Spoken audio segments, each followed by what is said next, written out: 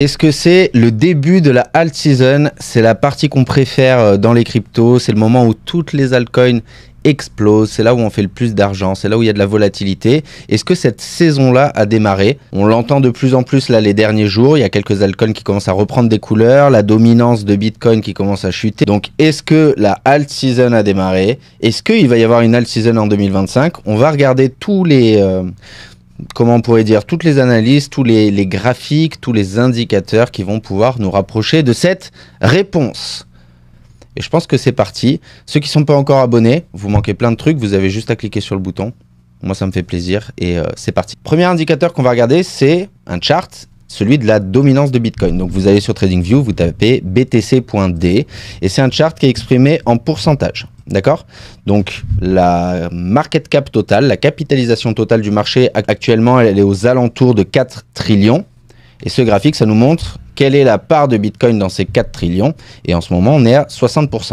D'accord? Donc, Bitcoin représente 60% du marché crypto. Si on regarde les anciens cycles, on voit quelque chose qui se répète, c'est-à-dire Bitcoin qui monte à 70%, autour des 70% de dominance, pour ensuite chuter complètement. Ça, c'était votre bull market, votre alt season, pardon, de 2010. Encore une fois, 70%, 70, 70, et hop, ça chute complètement. Ça, c'était le bull run, l'alt season, putain, j'arrête pas de dire bull run, l'alt season de 2020. En ce qui concerne 2025, on en est là actuellement.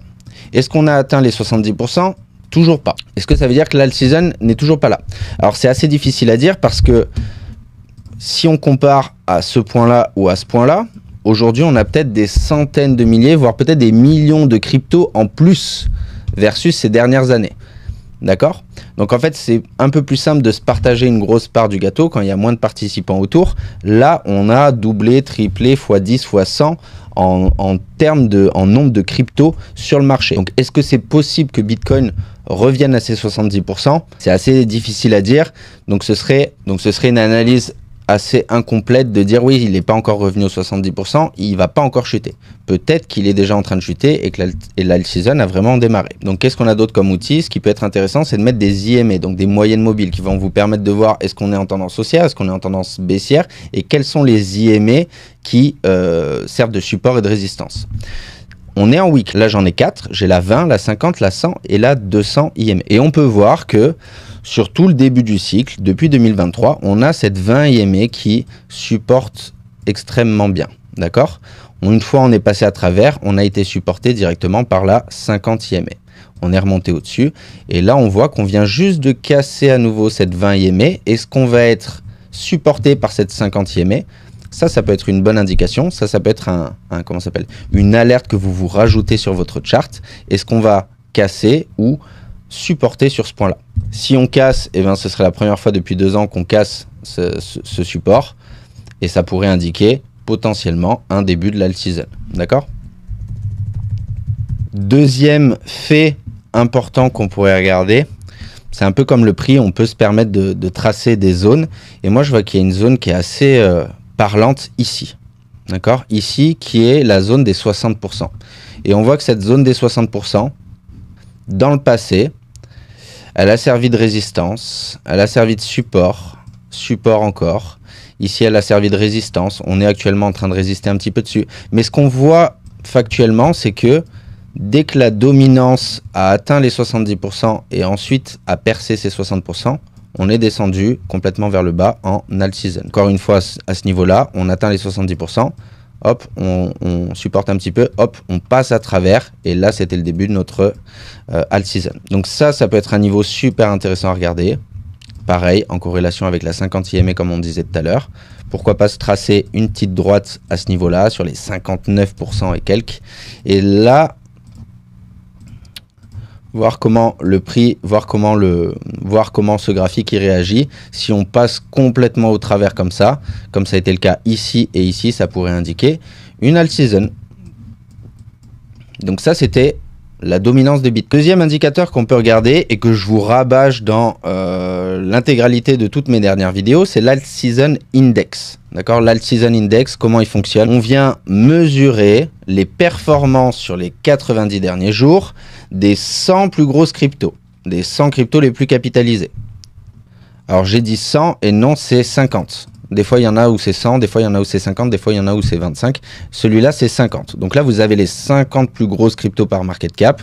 D'accord? On peut voir Bonk, Hype, Ethereum, etc. Vous avez les performances. Et on a actuellement, si on regarde le graphique, 51. Ça veut dire qu'on a 51% des altcoins qui surperforment le Bitcoin, qui ont une plus grosse pourcentage de gains que Bitcoin sur les 90 derniers jours. Et on considère que c'est une full alt season, le moment dégène, le moment où tout explose et ça part dans tous les sens, quand on est à 75. C'est-à-dire, sur les 90 derniers jours, 75% des cryptos sont en train de surperformer Bitcoin. Et comme je vous le dis dans toutes mes vidéos, votre opportunité, c'est de lire ce graphique à l'envers et d'acheter à ce niveau-là. D'accord ? Le but, c'est de revendre ces altcoins quand on dépasse les 75 et de les acheter quand on est dans la Bitcoin season, c'est-à-dire en dessous de 20. D'accord ? Et c'était ça le plan, et c'est ça que je vous ai rabâché depuis mars 2025, quand on est rentré dans ce lot de Alt Season Index, de Bitcoin Season Index. C'est le moment où il faut faire les courses et acheter toutes vos altcoins. Donc entre mars et juin, selon les setups, vous auriez dû acheter toutes vos altcoins et les accumuler pour effectivement ce mouvement-là. Parce que quand on regarde dans le passé, bah ça a souvent suivi, d'accord, c'est un range, on passe en dessous, on repart au 75, on part en dessous, on repart au 75, on passe en dessous, d'accord, c'est assez simple. M'achetez pas les altcoins quand on est en haut à 75, c'est le moment où il faut les revendre. Donc là, on a bien décollé, on est à 50, est-ce que ça veut dire que c'est parti, etc. Pas forcément, vous voyez, des fois ça décolle, hop, et après ça redescend. Des fois ça décolle, ça redescend, des fois ça décolle. Ce qui est intéressant, c'est pas forcément ça. Ce qui est intéressant, c'est ce que je vous ai dit juste avant, c'est acheter ici et revendre ici. D'accord? Qu'est-ce qu'il fait au milieu? On peut pas trop le prédire et de toute façon, c'est pas vraiment un indicateur, ce n'est qu'un reflet des performances des cryptos. Ok? Donc, si on se base sur l'Altcoin Season Index, on est pile au milieu. On est dans une bonne voie d'accélération des cryptos. Tant qu'on peut regarder, c'est celui Total 2. Total 2, c'est toute la capitalisation des cryptos sans Bitcoin. Ça nous permet d'analyser Ethereum, Solana, BNB, etc. les principales cryptos. Est-ce que ce graphique, il est en alt season actuellement? Absolument pas. D'accord? On avait un top qui était en décembre 2024. Ça veut dire que les alts étaient beaucoup plus hautes en décembre 2024 qu'elles ne le sont actuellement. Donc on n'est pas mieux que décembre 2024 pour l'instant. Par contre, est-ce que le graphique suggère une hausse? Vous le voyez, je vous ai tracé les zones, je vous ai tracé les patterns. Effectivement, on s'attend à une hausse. D'accord? On est sur quelque chose de similaire de ce qu'on a eu sur Bitcoin. C'est-à-dire, on prend nos zones d'intérêt. Donc là, par exemple, on avait une résistance assez forte sur les 1,25 trillions. On a fait notre petit bullish flag et on a complètement passé au travers. D'accord? Ensuite, on revient faire un genre de bullish flag, un peu plus serré. D'ailleurs, il est plus comme ça. Voilà, là, ça ressemble plus à un falling wedge.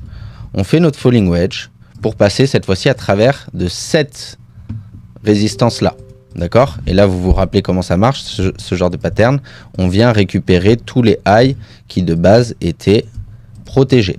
Donc là, on est tous simplement en train de les exploser. On a eu ici un petit bullish flag aux abords du pattern.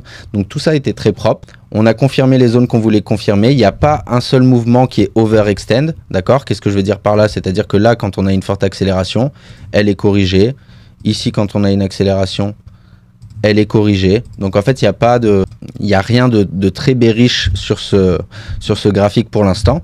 Par contre, là où Bitcoin, enfin là où le graphique va devoir montrer ses preuves, ça va être dans cette zone-là, d'accord? Tant que cette zone-là, elle n'est pas pétée, tant qu'elle n'est pas arrachée comme ça et qu'on vient se reposer dessus et la confirmer comme support, et ça c'est optionnel, d'accord? C'est des fois on vient la retrouver comme support, mais des mois voire des années plus tard. Donc ça, ce serait pas un critère pour moi, mais par contre, il faut au moins passer au travers, d'accord? Une fois qu'on passe au travers de cette zone, que ça c'est confirmé comme pété, là, on pourrait commencer à dire, ok, on rentre dans une alt season. Cependant, il y a quelque chose d'assez bearish. Qu'est-ce qui est bearish? Et pourtant, vous allez le voir, on l'a aussi sur BTC. C'est pas forcément la fin du monde, mais on a une forte divergence sur le graphique, sur le RSI. D'accord?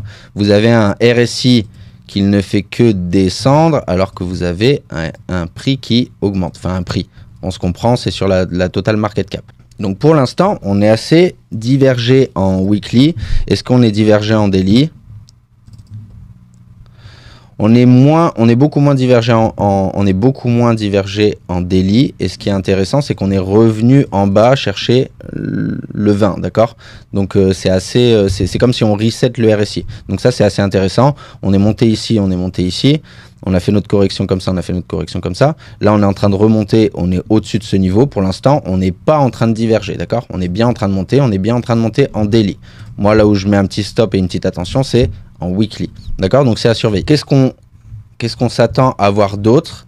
Bah, comme d'habitude, des petits patterns, d'accord? C'est-à-dire que là, vous allez vous mettre votre alerte sur ça, d'accord? Sur cette zone-là, hop, sur le top, sur l'ancien ATH. Et ce qu'on aimerait voir, c'est un retracement, d'accord? C'est-à-dire, ici je monte, je retrace, de préférence en formant ce type de pattern, pour non seulement corriger ce mouvement qui est un peu externe, hop, je vais le tracer correctement jusqu'en bas, retracer ce mouvement qui est extend au minimum jusqu'au 0,5, voire les 618 jusque-là, pour préparer la cassure de ça, d'accord? C'est ce qu'on a fait ici, c'est ce qu'on a fait ici.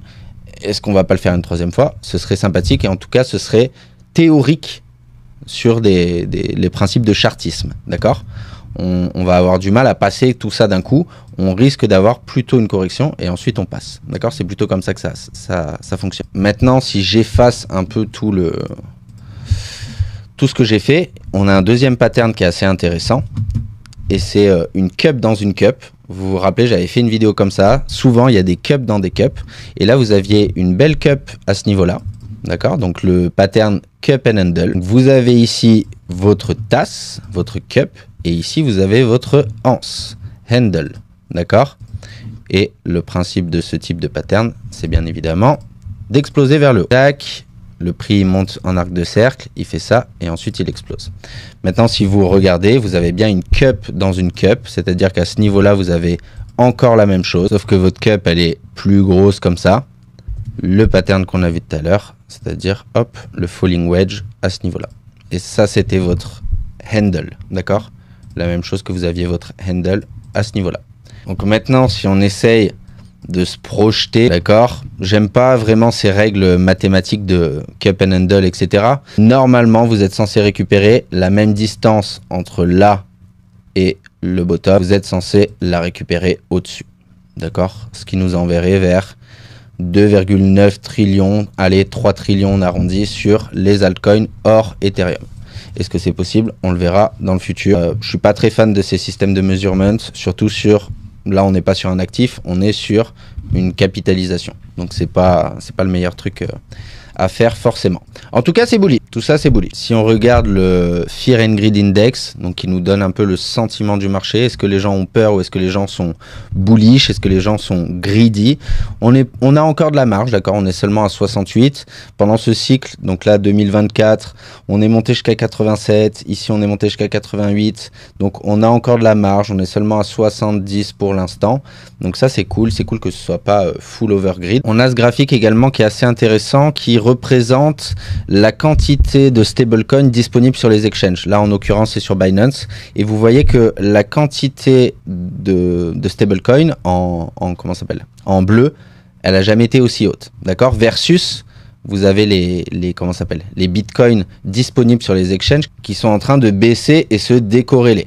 D'accord? C'est-à-dire que ici, on peut penser à ce qu'il y ait des injections de stablecoin pour acheter du bitcoin, d'accord? Là, on est corrélé. Là, on est en train de se décorréler, c'est-à-dire qu'on accumule des USDT sans forcément racheter du bitcoin. Les bitcoins sont sortis des exchanges. Donc, à quoi vont servir ces stablecoins? Possiblement à enflammer le marché sur d'autres tokens, sur les altcoins. Donc ça, c'est un graphique qui est assez intéressant. Maintenant, si on regarde le bon vieux Google Trend, on n'est pas si explosif que ça, d'accord? Donc ça, c'est le nombre de fois où le terme crypto est recherché partout dans le monde. Donc là, vous aviez 2018, d'accord? Ici, vous avez 2021. Donc bull run ici. Et pour l'instant, c'est assez mitigé. On n'a pas autant de retail que ça. On a largement moins de retail que en 2021. Donc l'euphorie, elle est clairement pas là. Moi, je le vois même sur les réseaux, sur le nombre de vues, etc. Donc, On n'est pas dans la full alt season, il y a encore du chemin à faire et ça c'est plutôt bon signe. Si on regarde quelques cryptos, on va pas pouvoir tout regarder, mais par exemple ETH a extrêmement bien performé, repris des couleurs. Ce que je vous conseille de faire, je l'ai dit plusieurs fois dans d'autres vidéos, c'est simplement de tracer ce genre de zone. Et attention, n'achetez pas dans les zones rouges, d'accord, dans les zones qui sont connues comme étant des résistances. Si par exemple on regarde Solana, on est en plein dedans. Ici vous aviez un joli falling wedge avec un petit head and shoulders inversé à ce moment-là. On était dans le vert, c'était plutôt sur les moments comme ça qu'il faut acheter. N'achetez pas dans le rouge s'il vous plaît, d'accord. Regardez toutes les cryptos, Dodge, vous voyez, je ne l'ai pas tracé partout, mais là si on trace, hop, prenez votre rectangle. Elle est où la dernière résistance? Il est où le dernier point d'intérêt? Bah, il est ici, vous voyez.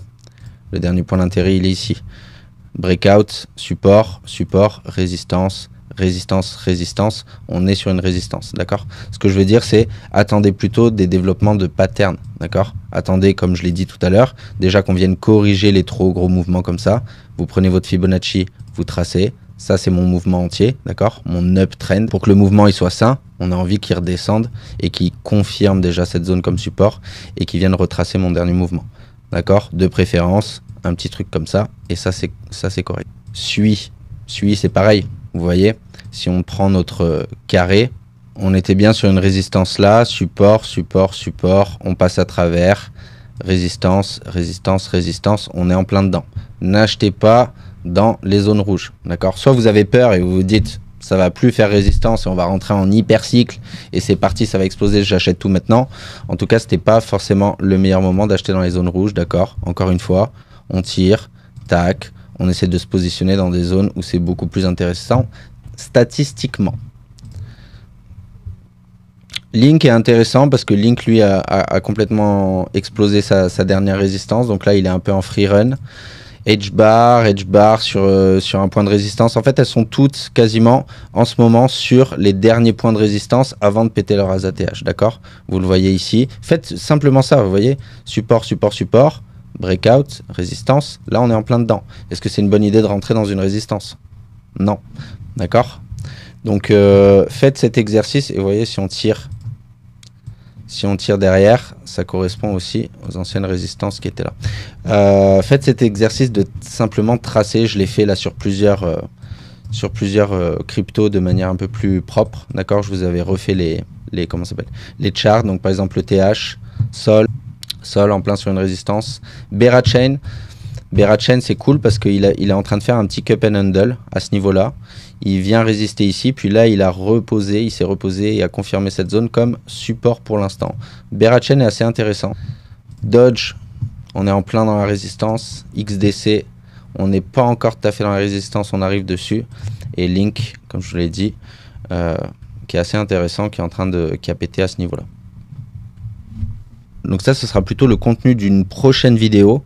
C'est comment aller dénicher les altcoins et les prendre au bon prix. D'accord, donc les gens qui ne sont pas encore abonnés, vous allez manquer cette vidéo. Elle va sortir là dans cette semaine. Je vais vous la tourner. Donc ça peut être intéressant. Maintenant, mon opinion personnelle après avoir tout regardé. D'accord, je ne vous fais pas l'analyse de BTC dans cette vidéo. On le fera dans une autre parce que là, il y a plein de trucs à dire. Mais je pense que, évidemment, BTC n'a pas fini sa course. BTC va encore monter. Quand BTC monte, les altcoins se calment. D'accord, là, je trouve qu'elles sont toutes à un point de résistance.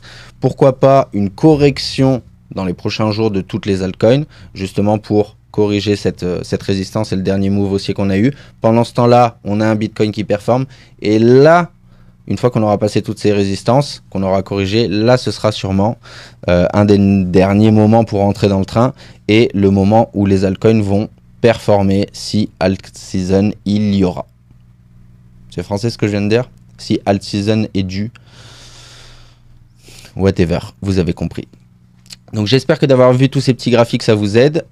C'est surtout pour que vous preniez l'habitude de les mettre chez vous. Mettez-vous la totale de l'altcoin season index et tracez-vous toutes vos zones d'intérêt sur vos altcoins. Évitez d'acheter dans le rouge, achetez plutôt dans le vert ou dans le neutre.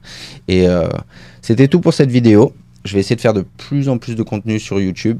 Parce que là, j'étais à fond sur Blocks, je suis à fond sur l'appli aussi. Prochaine vidéo, je vous fais une vidéo sur l'appli, sur les nouveautés qu'il va y avoir à l'intérieur. Et je vous souhaite une bonne soirée, parce que là pour l'instant c'est le soir, mais ça sortira sûrement lundi. Donc bonne soirée, salut tout le monde, ciao, c'était Crypto Edge, bye, stay safe.